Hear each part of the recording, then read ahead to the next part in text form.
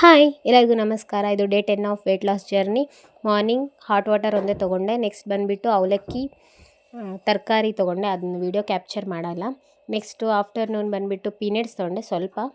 Next chia seeds water compulsory. ಮಧ್ಯಾಹ್ನದ lunch ಬಂದುಬಿಟ್ಟು miss ಆಗೋಗಿದೆ. ಹೋಳ್ಗೆ, ಪಲ್ಯ, ಅನ್ನ, ಸಾಂಬಾರು ಎಲ್ಲ ತೊಗೊಂಡೆ. ಏನಂದರೆ ನಮ್ಮೂರಲ್ಲಿ ಜಾತ್ರೆ ಇರೋದ್ರಿಂದ. ನೆಕ್ಸ್ಟ್ ಬಂದುಬಿಟ್ಟು tea, biscuit. Next site seeing ಹೋಗಿದ್ವಿ. ಅಂದರೆ ನಮ್ಮೂರಲ್ಲಿ ಜಾತ್ರೆ ನಡೀತಿರೋದ್ರಿಂದ ಲೈಟಿಂಗ್ಸ್ ಎಲ್ಲ ಮಾಡಿದ್ರು, ಅದಕ್ಕೋಸ್ಕರ ನೋಡೋಕೆ ಹೋಗಿದ್ವಿ. ವೈಬ್ಸ್ ಎಷ್ಟು ಚೆನ್ನಾಗಿದೆ ಅಂದರೆ ಎಲ್ಲರೂ ಒಂದ್ಸಲ ನೋಡಲೇಬೇಕು, ಅಷ್ಟು ಚೆನ್ನಾಗಿದೆ ನಮ್ಮ ಕೊಟ್ರಾಯನ್ ತೇರು ಕೂಡ.